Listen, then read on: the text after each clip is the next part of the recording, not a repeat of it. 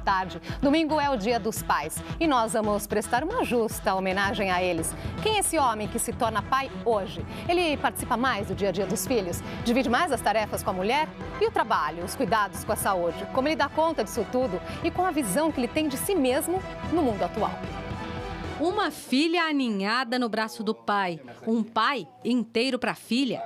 Esse é Marcelo, jornalista que virou educador e autor de livros infantis.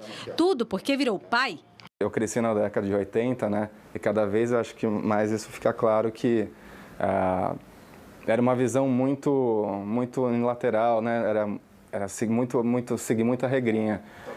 E hoje a gente já tem... A comunicação ficou mais fácil, né? A gente tem muito esse acesso à informação e começou a repensar o lugar da família, da criança, essa questão de afeto. A primeira palavra de Maia, ele ouviu. Papai. O primeiro passo de Maia, ele assistiu emocionado. Para o pai, isso é uma coisa incrível, assim, ninguém deveria perder. Para não perder nada, divide as tarefas com a mulher. Eu cuido da casa também, então desde cozinhar, fazer o nosso almoço, né, varrer o chão e tudo mais. Sempre levo ela para passear. Nas horas vagas, dá espaço para a imaginação. Marcelo criou um personagem de histórias em quadrinho, o Pai Ninja, que fala justamente da relação desse homem que se envolve de verdade na educação da cria. Estar assim, bem pertinho, ver os filhos crescerem, não só cria laços e lembranças mais fortes, mas também estimula o desenvolvimento da criança, o raciocínio lógico e também o comportamento dos pequenos. Pesquisadores norte-americanos constataram que quanto mais tempo o pai passa com os filhos, mais autonomia dá a eles. Aumenta a segurança e a autoestima das crianças. Para Marcelo, tudo isso é importante, mas o carinho é mais. Cada segundo parece pouco para demonstrar um amor imenso que cabe inteirinho no abraço. Papai. Para conversar com a gente sobre a dor e a delícia de ser esse novo homem, nós recebemos Luiz Cuchinir, psiquiatra e psicoterapeuta e pai de um casal de filhos. E também Ilan Brennan, doutor em educação, escritor e pai de 2 meninas. Participe aqui da nossa conversa, mande suas perguntas através da nossa página na internet e também pelo Facebook. Os endereços são esses, estão aí na sua tela. Muito obrigada por terem aceitado o nosso convite. Vocês vão contribuir aqui com a experiência profissional e também com a experiência pessoal, né? Nós vimos ali na reportagem o Marcelo, né? Esse pai que apareceu. Temos cada vez mais Marcelos hoje em dia? Bom, essa é a grande transformação pós-feminista, né? É isso que aconteceu. O que o homem mais mudou realmente, que ele não está camuflado, é isso, é a paternidade. A gente sabe que muitas mudanças são só de boca para fora, né? Que os homens vão tendo, que eles aceitam, no fundo eles não aceitam, mas que a gente vê uma mudança flagrante nesse pai que era o pai que passava, entrava em casa, dava um alô, trabalhava o dia inteiro, só tinha essa função do provedor. Ele era visto... Era mais para bancar a parte financeira, né? E apresentado pela mãe para os filhos como um monstro, né? O papai vai chegar, hein? Vou contar para ele. Então, quer dizer, era uma relação que já vinha preparando um pai que é para eles terem medo. Ilan. O homem mudou porque a mulher mudou. Então, acho que tem também essa relação muito forte com o mundo feminino. Então, quando o Luiz fala do pai monstro, desse pai mais rígido, existia uma mãe que ficava em casa e que era que dava, né, a parte da escola, da lição de casa, da comida. Hoje em dia, a mulher está na rua, assim como o pai está na rua. Então, essa divisão não tinha como não ser feita. É praticamente impossível hoje, nos dias contemporâneos, pai e mãe que trabalham, não ter essa divisão. E essa divisão acarreta mudanças no papel de pai, que tem que se redescobrir, porque não é uma coisa fácil mudar de posição de um pai que era antigamente para esse pai Marcelo, não é tão light assim, não é uma coisa fácil. Agora, doutor Cuchinir, você citou, né, esse exemplo da mudança com essa frase aí, né? Olha só, espera aí até o seu pai chegar chegar, quer dizer, demonstrando ali a autoridade do pai, né, causando esse medo na criança. É o que você comenta aqui no seu livro. Em conversa agora há pouco na redação, até a nossa produtora ali já veio com uma outra frase que mostra essa mudança de situação, que é aquela que diz o seguinte: pai, posso fazer tal coisa? Isso aí pergunta para sua mãe. Quer dizer, a decisão passa para a mãe, é isso? A mãe hoje sabe decidir, ela tem informações, né? Então ela ensina muito da vida que antes vinha só em certos aspectos do pai. Agora tem o oposto, né? Aquele pai que não consegue colocar limite. Então, e que a mãe fica louca da vida de dizer, mas olha, tá fazendo manha, tá usando aqui, tá ocupando espaço, e no fim, esse pai quer aproveitar esse filho, quer curtir, e então, às vezes, é o filho maior, esse filho adolescente, que a mãe quer que o pai tem a interferência dando bronca e colocando limites. Então, essa função pai é uma função bastante difícil. Se tivesse que apresentar aqui uma diferença, né, de gerações diferentes. O Ilan é pai aí da Liz, de 11, e da Iris, de 8, né? Então, nessa geração aí, qual que é a mudança no seu comportamento? Eu estou mais para Marcelo, viu?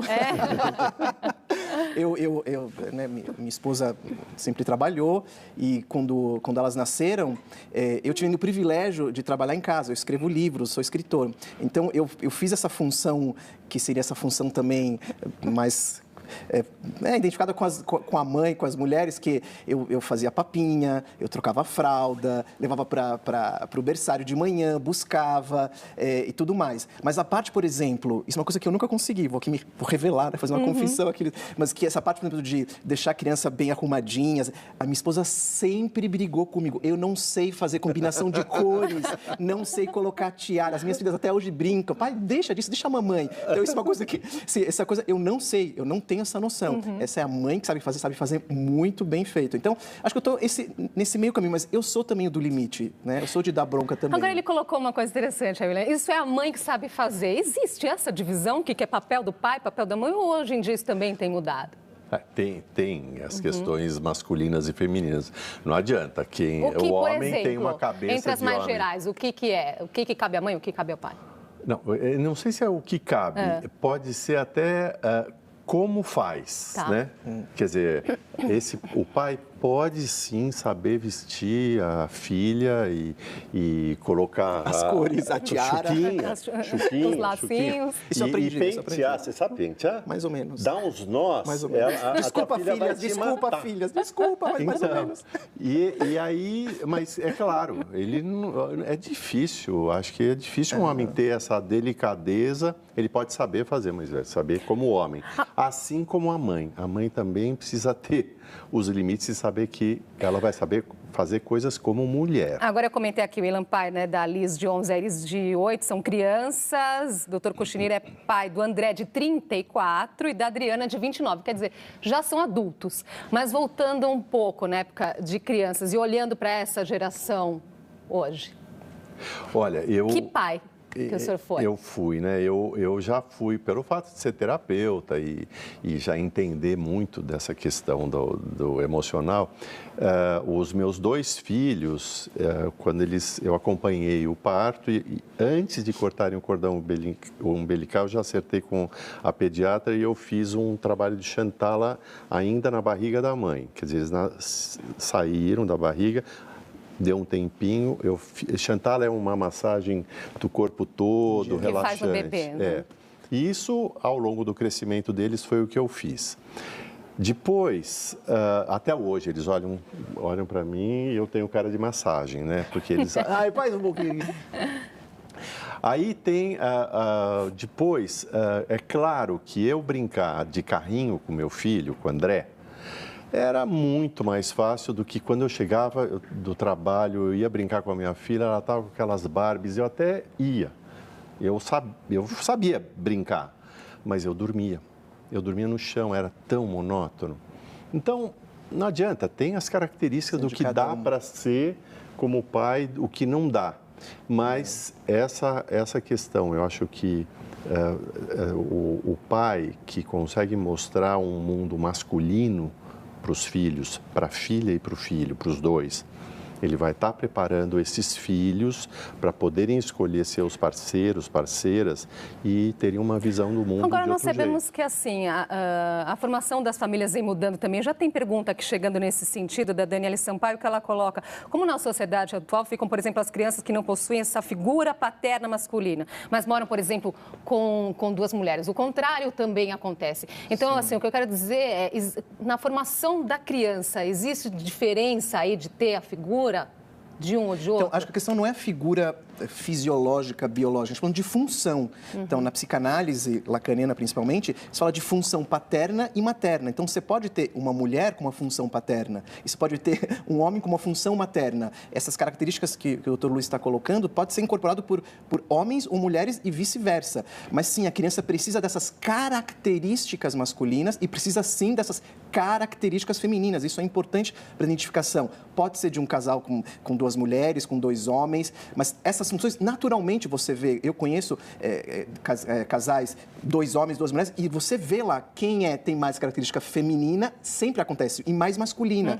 Isso a criança vai captando, e isso dá uma clareza para ela em relação a muitas coisas sobre a vida dela real, né? É uma mistura, né? É claro que ter esses dois aspectos vão dar condições da criança desenvolver certos tipos de atitude que vão preparar ela melhor para a vida. A gente não sabe, acho que não tem ainda estudos comparativos suficientes para poder dizer assim, bom, então as crianças com vindas de casais que têm o mesmo gênero ou que vêm de dois gêneros, a gente não sabe. Só para assim, completar, esse mesmo estudo aí que foi mostrado na reportagem, esse estudo norte-americano que a Laís citou, ele diz o seguinte também, que meninos com pais que assumem mais essa parte das atividades domésticas têm mais facilidade para entender a igualdade de gênero. Eu achei isso também muito interessante. A igualdade, sim. Agora, o que é importante é que o pai exerça o papel dele de pai como homem e a mãe exerça o papel dela de mulher como mulher. O feminino da mulher, estando presente, vai facilitar muito para a criança de ela ver, tanto o menino quanto a menina, ver o que é uma mulher e ver o que é um homem. Se o homem tiver as atitudes, ele não precisa, para cuidar de uma criança, ele não precisa ser maternal, ele tem que ser paternal. É usar o masculino dele para ser pai. Olha, vou colocar aqui mais uma opinião aqui nessa conversa, que a nossa repórter, a Lilian Coelho, foi às ruas para saber justamente o que homens e mulheres estão achando aí, estão pensando sobre esse novo homem. Eu acho que o homem tem que ajudar em casa, ajudar com as crianças, ajudar a tratar, parar com esse preconceito de que isso é tarefa de homem, de mulher, eu não faço. Eu tenho duas filhas, eu ajudo bastante em casa. Eu acho que ele tem que fazer tudo, lavar, passar, cozinhar, cuidar dos filhos e ainda cuidar de mim. A mulher hoje está se cuidando muito mais, né? A mulher hoje em dia não está aparentando mais ter a idade que tem. Mulher de 40, 50, você não sabe dizer mais hoje a idade da mulher. Então, o homem tem que acompanhar, lógico. E a mulher gosta de homem que se cuida, né? Homem que malha, homem que tem a pele macia. Eu acho que ele tem que ser bem parceiro mesmo. Tem que ser aquele que tá no dia a dia junto, não só para suprir necessidade de casa, mas apoiando nas decisões da vida da mulher também, se cuidando mais, tendo uma preocupação diferenciada com a aparência. Eu gostei daquela mulher que disse, ele tem que cuidar da casa, dos filhos e cuidar de mim. Aí sim, né? Não, perfeito. Acho Esse é o homem ideal? Para ela é o ideal, né? Para ela é o ideal. Eu vejo assim que às vezes a gente tem algumas ideias fixas em relação à família, esses papéis. Nada garante, né? Nada garante que você tendo, né, o homem, a mulher, tudo bem definido, que a criança seja mais feliz. Isso não é garantia. Isso não é garantia. E nem quando esses casais, né, esses novos casais se formando, eu acho que a garantia de felicidade que as pessoas buscam ou de um desenvolvimento aí dito normal, não sei se a palavra é normal, mas saudável, acho que a palavra é melhor, depende muito, acho que de vários componentes das relações, não só desses pais com esses filhos, mas também como esses pais foram criados pelos seus pais. Sim. Tem uma coisa muito maluca nisso, né? Como esses avós, uma coisa, você que trabalha muito com consultório, essa coisa transgeracional. Isso impacta também na criança. A gente não vem neutro como pai. A gente não chega, né? Eu sou pai neutro. Não, eu tive também o meu pai, que teve o pai dele. Isso a história vai chegando. A história vai chegando. A Juliana Jules, ela comenta justamente isso aí, dessa influência, né, dos pais, né, nos futuros pais. Tem isso, então. doutor? Eu acho que tem uma influência mesmo, você vai, desde que a criança nasce, ela já vai olhando lá como é que é para ser homem, como é que é para ser mulher, depois como é que é para ser casal, depois como é que se forma uma família, tudo isso está aí, sendo colecionado, né? Então, como o William falou, o mais importante é o equilíbrio, a estabilidade da relação. Mais importante de tudo, quer dizer, o que essa família consegue mostrar e prover, proporcionar de estabilidade na relação familiar, dentro do que é possível, que a gente sabe que família não é fácil, né? Todos sabem o quanto as relações familiares são conturbadas, mas o quanto se pode oferecer para uma criança uma estabilidade emocional, que ela possa se desenvolver, se assegurar e poder fazer as suas pesquisas e conquistas no mundo, isso é o mais importante. E para isso vai depender desses dois adultos que estão aí cuidando, né? Vou fazer uma pausinha aqui, né? Senão nós vamos acabar indo direto aqui. A gente volta já.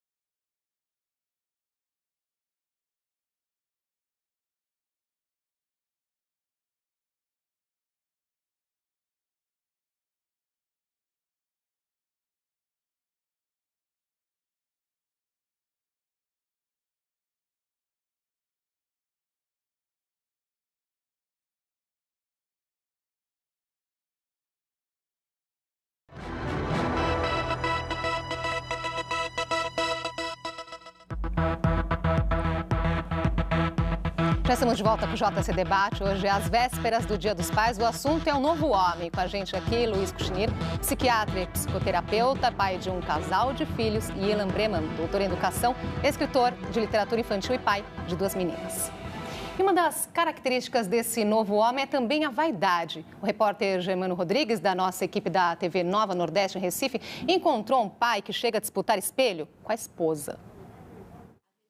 Cordão no pescoço, anéis e relógio. Com isso, já dá para ter uma noção que Alisson é bastante vaidoso. O empresário de 26 anos não economiza quando o assunto é cuidar da beleza. Prova disso são os cremes e a coleção de perfumes em casa. E tem mais. Por dia, toma em média 5 a 6 banhos para ficar nos trinques. Desde criança, né, que eu tenho essa mania de cuidado comigo mesmo, mas eu acho que aumentou mesmo depois que eu casei, tive minha filha, eu acho que a minha vaidade aumentou muito. Ele é tão vaidoso que chega a disputar o espelho com a esposa na hora de se arrumar.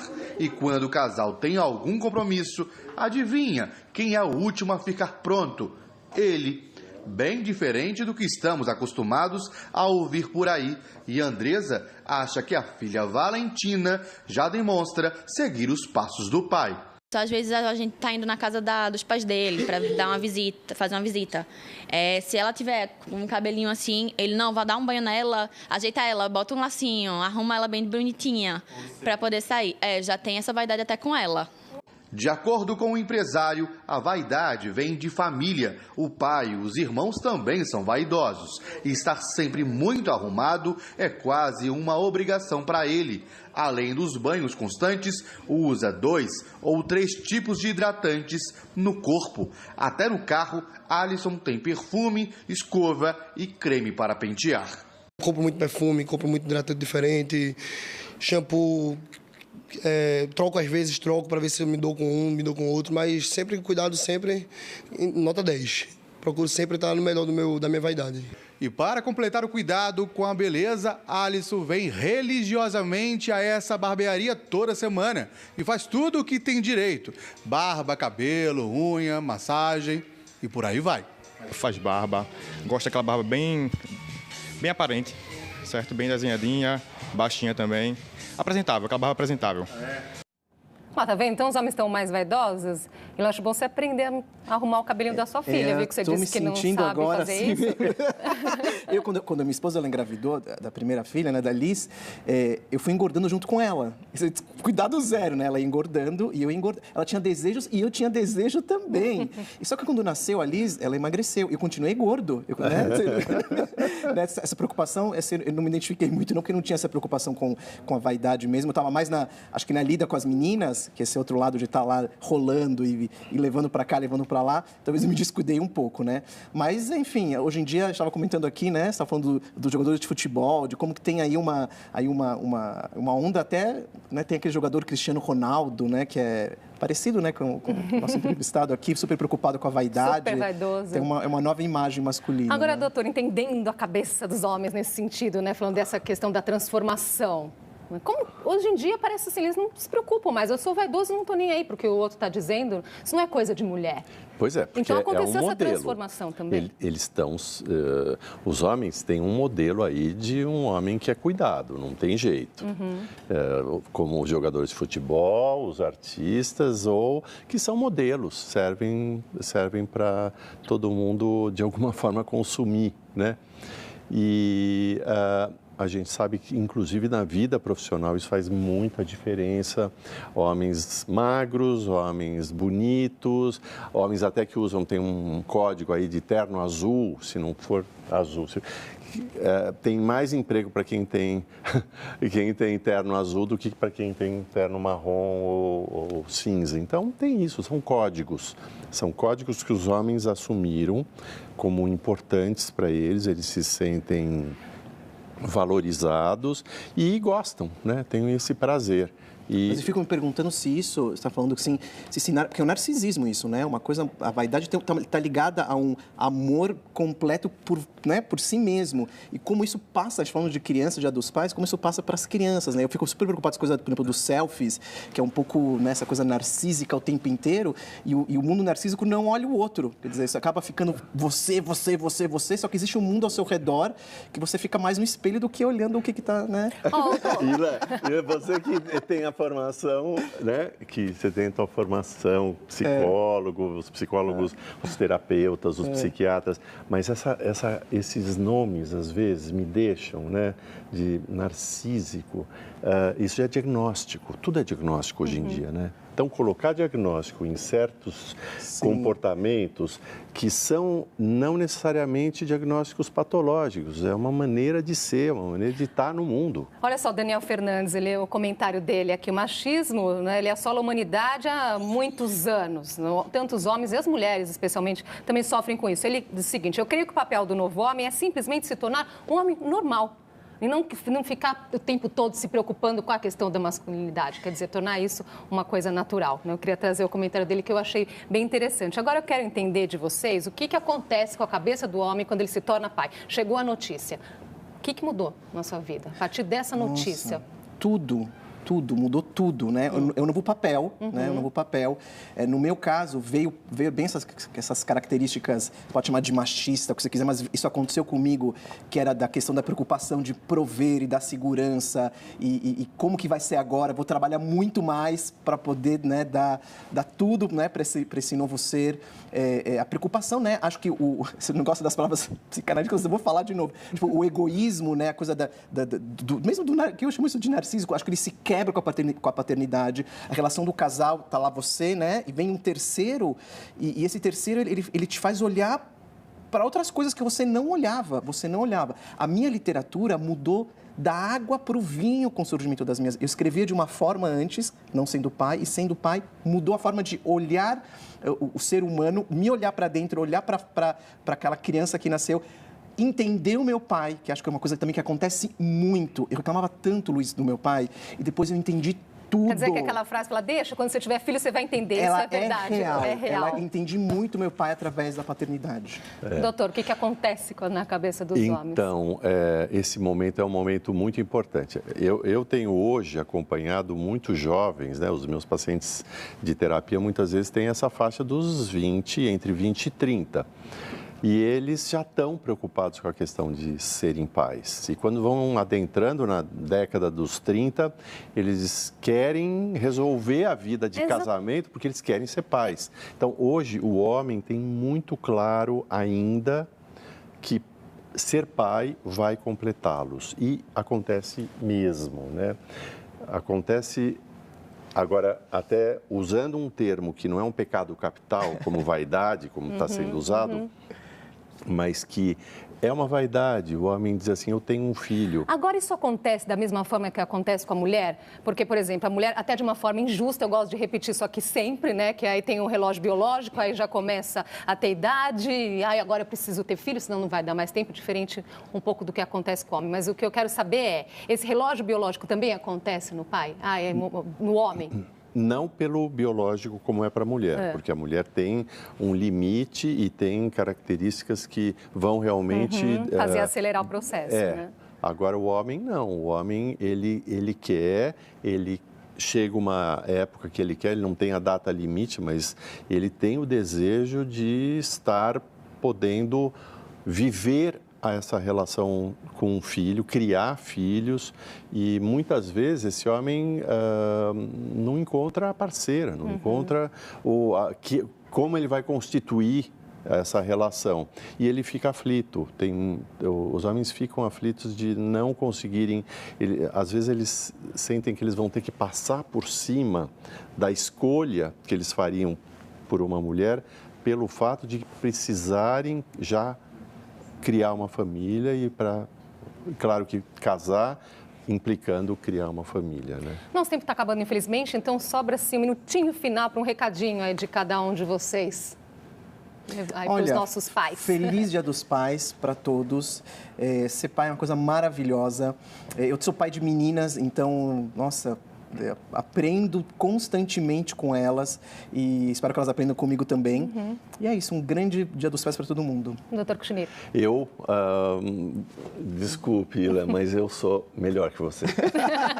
O fato de ter uma filha e um filho, olha, eu me sinto completo, poder ter um filho que o papo com ele é completamente diferente do papo com ela, os dois tem uma relação comigo, claro, hoje como adulto, se eu olhar 2 adultos e ver o que é estar conversando com uma mulher e com um homem, eu vai deixar o Willam com vontade de ter mais um, será? Espero que minha esposa não esteja ouvindo isso, viu, Luiz? Mas parabéns para todos os pais mesmo. Olha, gente, eu vou deixar aqui a dica do novo livro do Dr. Luiz Cuchinir, ainda vale a pena. Aqui nesse livro tem um capítulo interessante que fala do novo homem e um capítulo também que fala do papel do novo pai também. E o do Ilan Breman, que fala Pai, Não Fui Eu, é um dos livros dele, tem vários livros aí, literatura infantil, que, olha, vale a dica também. Então, nós vamos deixar, tem o site para as pessoas anotarem aí do Dr. Luiz Cuchinir, que tem também os outros livros dele, e o do Ilan também, para as pessoas anotarem aí. Vale a pena e muito obrigada mais uma vez pela participação de vocês aqui hoje. Obrigado. Feliz Dia dos Pais. Obrigado. E o JC Debate está terminando. Entre nossa página na internet, cmais.com.br/JCDebate. Lá estão os nossos programas anteriores. Uma ótima tarde para você e feliz Dia dos Pais.